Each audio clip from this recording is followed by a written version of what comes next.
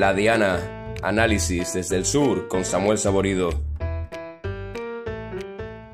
La política cada vez genera menos atención en la ciudadanía y las que genera la hace de forma crispada, enfrenta a unos y a otros y cada vez lo hace de una forma más extrema. Esto además se acentúa en los jóvenes que cada vez se acercan menos a la política porque creen que no van con ellos. Para hablar de esto, hoy hemos reunido en la Diana a Alberto Jimena, que es el secretario general de las Juventudes Socialistas en Málaga, y a Fernando Parra, que es el presidente de las Nuevas Generaciones en Granada. Obviamente son representantes de los dos principales partidos en España. Con ellos queremos hablar de la situación política en la juventud, una situación política que cada vez se va más hacia los extremos, concretamente ahora hacia la extrema derecha, luego lo comentaremos, y hacia no introducirse en la política. Alberto, Fernando, bienvenidos a la Diana, espero que podamos tener un buen debate y que espero que estéis cómodos. ¿Qué tal? Hola, muchas gracias por la invitación. ¿Qué tal, Samuel? Muchas gracias, siempre encantado de venir. Yo os quería preguntar por qué creéis que ocurra este fenómeno de que los jóvenes cada vez se interesen menos en la política. Ya sabéis que el tipo de no, la política no va conmigo, yo soy apolítico total, cuando realmente a poco que escarbes en esas personas apolíticas, tienen una ideología, sea para un lado, sea para otro, pero alguna tienen. ¿Por qué creéis que pasa? Le voy a dar la palabra a Fernando porque representa al partido más votado. Yo qué sé, lo acabo de decidir. Fernando, coméntame. Pues la verdad es que es un debate que también tenemos internamente, ¿no? El tema de la gente joven, movilizar su voto y tal. Yo creo que al final la apatía de la política es porque también a nivel nacional lo que perciben los jóvenes es que están todo el día peleándose, todo el día diciéndose cosas y realmente no hablan de, a lo mejor, de temas tan importantes que también los tocan, pero es donde menos hablan, ¿no? Temas importantes que le importan a la gente. Yo creo que también los casos de corrupción que ha habido en ambos partidos durante muchos años también ha hecho ver que la política solamente parece que sirve para intentar coger el poder para aprovecharse uno mismo. Entonces yo creo que todo es un caldo de cultivo para generar esa apatía y esa desgana a la hora de votar o interesarse por la política. Pero como habéis dicho, todo el mundo tiene una ideología, todo el mundo opina sobre algo, de alguna manera, de algún tema, ¿no? Y al hilo de la presentación que ha hecho, es verdad que se está detectando mucho que la gente pues, se está volviendo bastante más conservadora o se va más a la extrema derecha. Y yo creo que también es un poco, esto siempre ha surgido históricamente, que cuando hay un movimiento grande hacia la izquierda, luego surge una reacción conservadora hacia la derecha. Eso históricamente siempre ha ocurrido. Entonces, pues bueno, yo creo que estamos ahora mismo en ese punto. Alberto. Pues bueno, la desafección política yo creo que es algo que ocurre en distintas etapas de la historia y que no es algo que esté ocurriendo ahora, ¿no? Yo, bueno, subrayo la verdad que buena parte de lo que ha dicho Fernando, ¿no? De los motivos por los que puede existir esa desafección o esa forma de ver la política por parte de la juventud. Yo creo que también es importante destacar cómo yo creo que la juventud lo que percibe un poco es, como ha dicho Fernando, que los políticos en el Parlamento, en el Congreso, están todo el día peleando, discutiendo. También, vamos, no es que yo venga aquí a hacer una defensa de la clase política, yo creo que también luego hay otras cosas que es verdad que entiendo que tienen menos eco, que son menos mediáticas, pero que también se ve, ¿no? Y bueno, es verdad que también al hilo de esto, yo creo que lo que ocurre es que, bueno, los jóvenes pues sufrimos un momento de precariedad, ¿no? De el problema del acceso a la vivienda y ese tipo de cosas que, hombre, pues es verdad que luego llegan ciertos discursos con soluciones muy fáciles a problemas muy complejos y hacen y es el caldo de cultivo perfecto para que surjan estas sinergias, ¿no? Pero bueno, yo creo que es la responsabilidad de nuestros políticos el hacer que los jóvenes votan, porque somos un segmento muy importante de la población y es necesario que podamos votar. Y también aquí nos ponemos deberes. Yo creo que también es muy necesario que nosotros desde nuestras responsabilidades minúsculas en comparación a otras, ¿no? Pero desde organizaciones juveniles, pues demos ejemplos también para que los jóvenes quieran acercarse a la política. Te interrumpo unos segunditos para pedirte tu apoyo. Este canal es pequeño y necesitamos fuerza. Fuerza para seguir informando, fuerza para seguir analizando y fuerza para poder seguir presionando a todos. Y para eso es imprescindible tu apoyo. No te voy a pedir dinero, no te preocupes. Simplemente te voy a pedir que te suscribas y que le deis like a este vídeo, porque así te aseguro que vamos a poder seguir con más fuerza y con más ánimo para hacer periodismo de calidad. ¿Ya lo has hecho? Te dejo con el vídeo. Fernando, no sé si quieres decir algo o yo os planteo otro tema. Sí, al hilo un poco de lo que ha comentado, es verdad que hay muchísimos políticos que se dedican a la gestión pura y dura y están fuera del ruido mediático.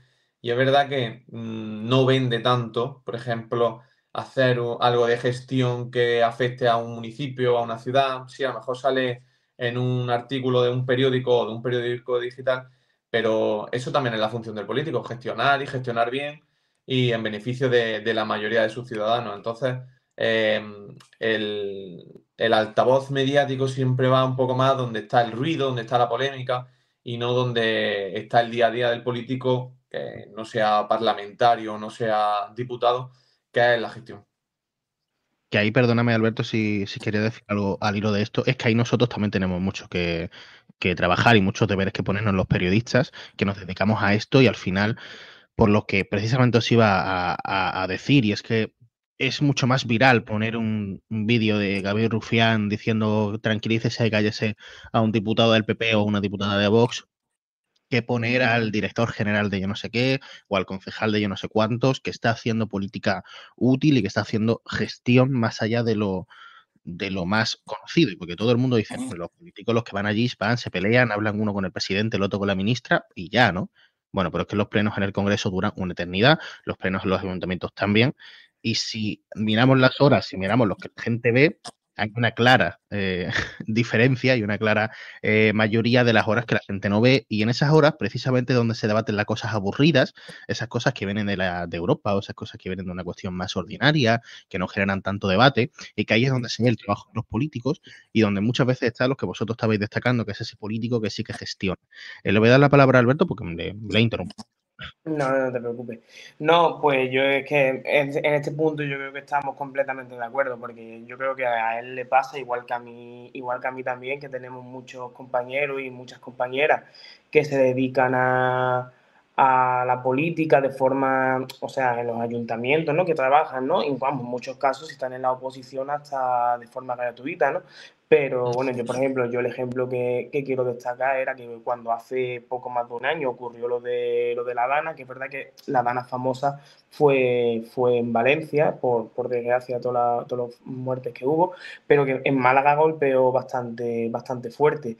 Y coincidió además que en municipios donde golpeó, como Cártama, Álora, Almojía, eran municipios gobernados por el Partido Socialista, por compañeros míos, y yo me acuerdo de esa imagen, a mí me impactó mucho, ¿no? De ver a alcaldes, alcaldesas, concejales con las botas de agua, quitando barro, y luego pues es verdad que eso no tiene el mismo eco mediático que un zasca o que una falta de respeto, y que bueno, que es cierto lo que tú dices, Samuel, comparto que ahí los medios también tienen mucho trabajo que hacer, pero que esto no se trata de que la culpa es de los medios, la culpa es de los políticos. Al fin y al cabo, yo creo que todo va de la mano y todos tenemos que poner de nuestra parte.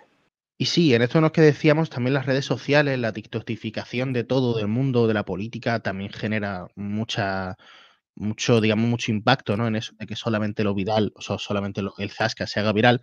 Pero además, si vemos en el último barómetro que hizo 40DB, que es la encuestadora que le hace pues, los estudios al Grupo Prisa, El País y la cadena SER, los jóvenes de entre 18 y 24 años, votan cada vez más hacia los extremos, y además concretamente ahora hacia la extrema derecha.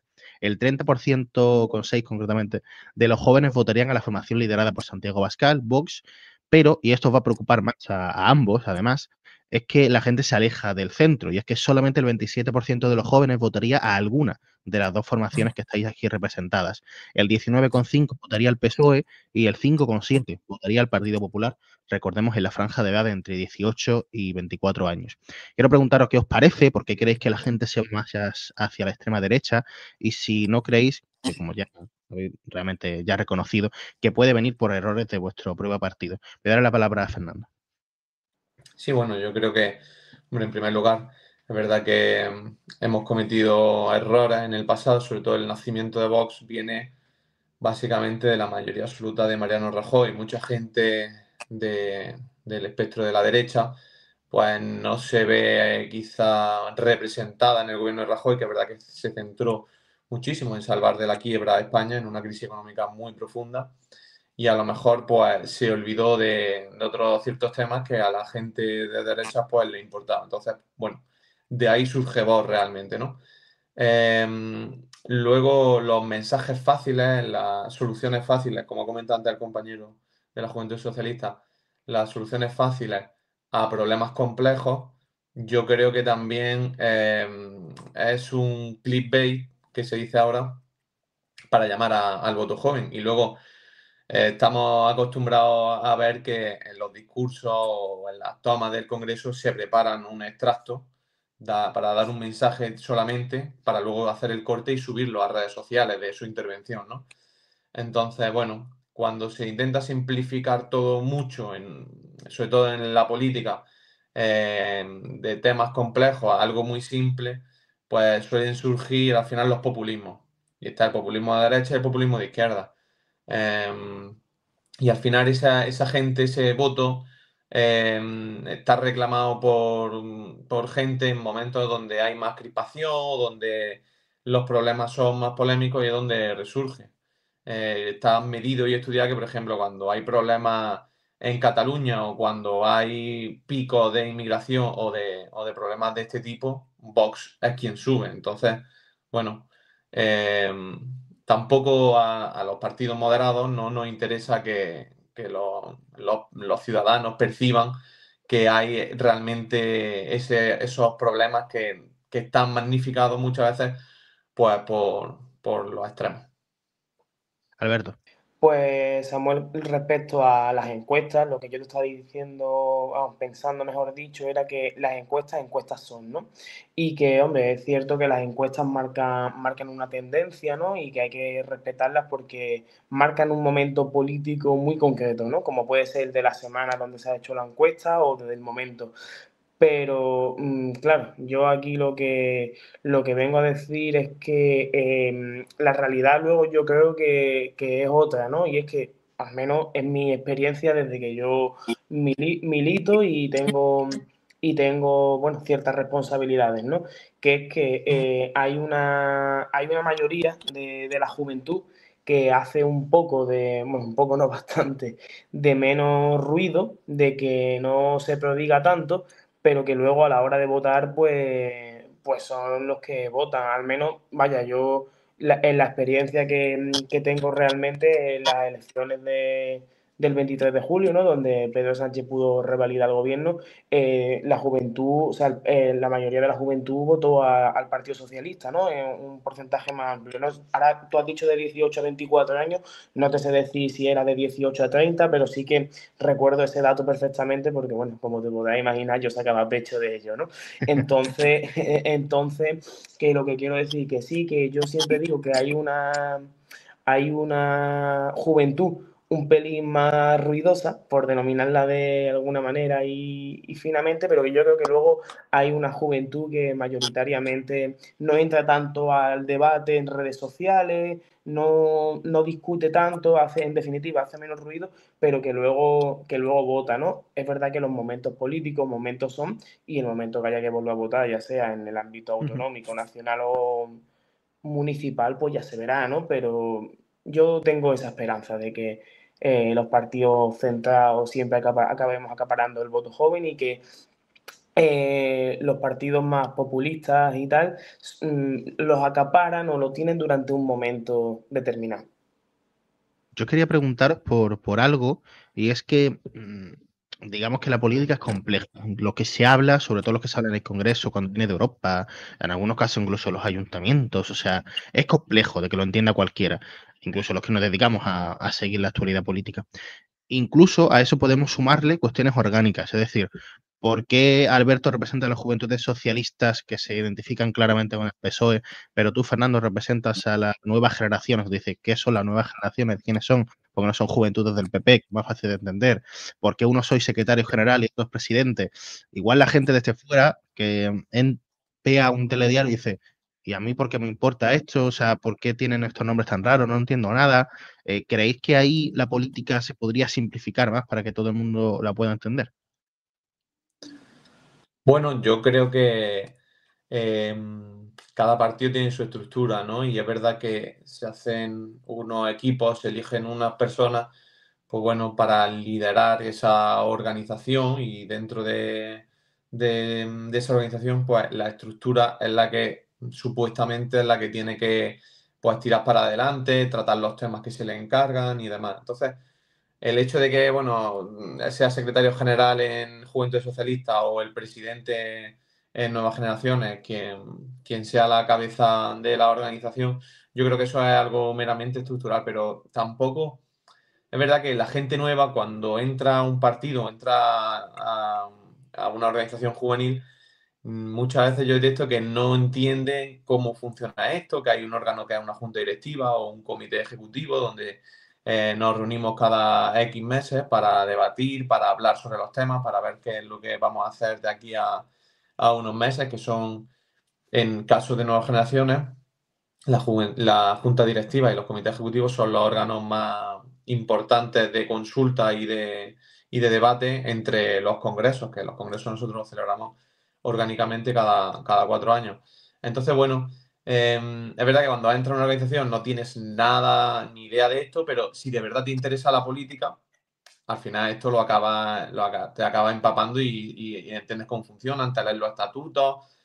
Si, por ejemplo, nosotros ahora hemos tenido el Congreso del PP andaluz, ves que existen las ponencias y dices, bueno, ¿y las ponencias qué son? ¿Para qué sirven? Y es verdad que te das cuenta que es la manera un poco de cambiar o de actualizar la política del partido o el reglamento, o ver las cosas que más le interesan o las formas de representación dentro del partido. Entonces, bueno, es verdad que cuando entras de base esto te suena chino, pero una vez ya estás en el partido, llevas tiempo y te interesa de verdad el funcionamiento, pues la gente se suele empapar de esto y te suele preguntar y suele consultarte dónde puede mirar estas cosas. Sí, yo, vaya, bastante al hilo. Yo entiendo que para alguien que es un poco más nuevo o lo que sea, es complejo, ¿no? Porque es verdad que hay muchos nombres, hay muchas siglas, y es muy diferente, ¿no? En el Partido Popular, si no me equivoco, el secretario general es como el número 2, ¿no? Y Exactamente. coincide que en Juventudes, pues la figura del secretario general es el número 1, ¿no? Coincide que en Nuevas Generaciones o el PP, el presidente es como la cabeza, y para nosotros la figura del presidente o presidenta es un mero más representativo, ¿no? Bueno, Es honorífico, ¿no? Sí.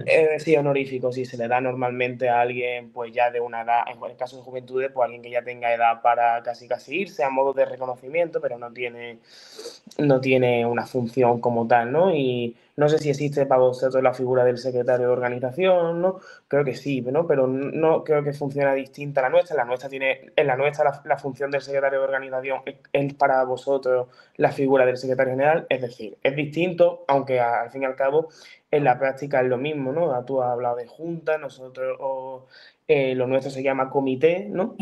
Y vaya, yo de hecho he tenido este fin de semana pasado mi comité provincial, ¿no? Que es el órgano donde nos reunimos cada 6 meses, pues para evaluar la gestión, lo que tenemos que hacer, lo que no tenemos que hacer, en fin.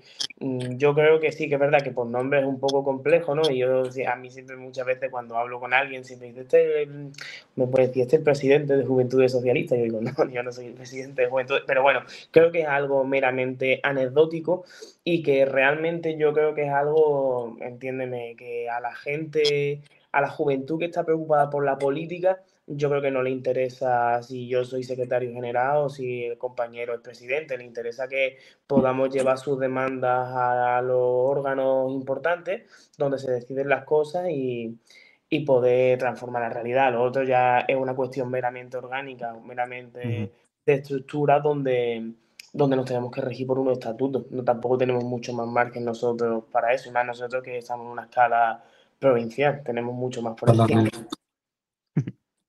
Última pregunta, un poquito trampa, porque oye, quien haya seguido la tertulia estos 20 minutos habrá dicho, oye, pues están más o menos de acuerdo en cosas, en cuáles son los problemas, que son los populismos, la ultraderecha, etcétera. Oye, igual se pueden llegar a poner de acuerdo. ¿Por qué Partido Popular y Partido Socialista, que aquí hoy habéis lanzado hacia el otro que ojalá no le coman la tostada a su extremo? Básicamente, en otras palabras, habéis dicho que queréis que sean los partidos de la centralidad quienes tengan el voto joven, ¿no? Había dicho Alberto. ¿Por qué no cabe la posibilidad de que algún día pactéis? Que según Vox lo hacéis todos los días, pero digo realmente.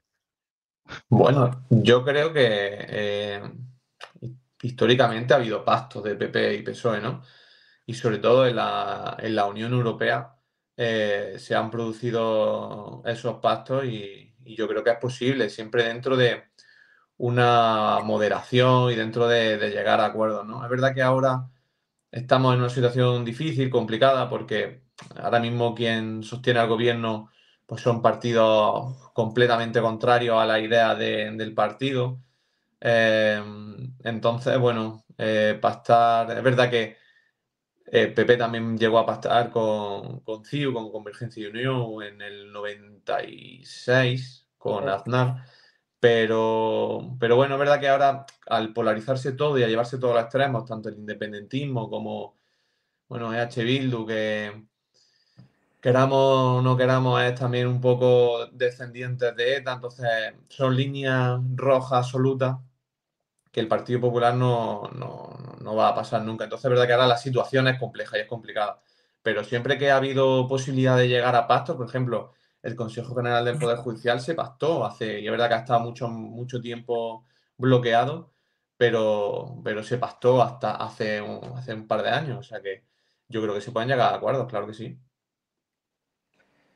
Yo opino que siempre es posible llegar a acuerdos, pero también hay que ser consciente de las limitaciones que hay, no por nada, sino porque somos dos organizaciones políticas que pensamos de forma distinta, ¿no? Nosotros tenemos un planteamiento más progresista, más socialdemócrata, ellos lo tienen más liberal conservador, y luego eso afecta en políticas que queramos tomar, que queramos llevar a cabo, como puedan ser la sanidad, la educación o otras muchas cuestiones, ¿no? Entonces, es verdad que hay puntos donde es complejo. Luego, el ejemplo que ha puesto el compañero del Consejo General del Poder Judicial, bueno, pues algo que es verdad que quizás nos guste más o nos guste menos, es algo que va más por nombres, ¿no? O por un órgano que se decide. Es bastante más sencillo, nos guste más o nos guste menos, ponernos de acuerdo en nombres que ponernos de acuerdo en políticas tan concretas donde pensamos de forma distinta, ¿no? Eso es así. Yo sí creo que se puede y que también depende mucho del momento. Bueno, sin ir más lejos, bueno, el PSOE al fin y al cabo facilitó en su día la investidura de Rajoy, ¿no? Con una abstención, ¿no? Y así que recuerde yo de memoria, en su día, pues también cuando Pachi López fue el Endacari, ¿no? Hay algunos casos, pero bueno, es verdad que sería un poco inocente por mi parte o por nuestra parte pensar que a día de hoy, con la situación política que hay, se pueden poner de acuerdo. Y yo sé que Bueno, normalmente muchas veces. por matiz, aunque no sea en lo nacional, y no sé si me estoy equivocando, pero creo que en Barcelona el Partido Popular facilitó la investidura del alcalde Colboni, ¿no? Sí, claro, como se presentaba Colbón y el otro, nada más que no, creo que era el de. Trías, no sé qué El, nombre Trías, que era de Junts ya, per pues Catalunya. claro, pues entre el independentista y el socialista sí votaron a ese. Pues sí, hay casos, ¿no? Pero es verdad que, por ejemplo, pues mira los casos que hemos puesto, que si el alcalde, que si yo he puesto el caso de la abstención a Rajoy, ¿no? Es algo puntual, concreto, Puntual, pero sí. no hay un programa de gobierno, no hay unas medidas, porque es que es verdad que hay cosas donde pensamos muy, muy, muy, muy distintos. Entonces, es difícil y con la situación política que tenemos actualmente, más todavía. Y yo donde sí que creo que es un error es señalar a que, o sea, ahí sí voy a romper una lanza a favor de la política actual, ¿no? Que decir que no se puede pactar porque fulanito, no voy a poner nombres, ¿no? Porque está fulanito en el no sé dónde está.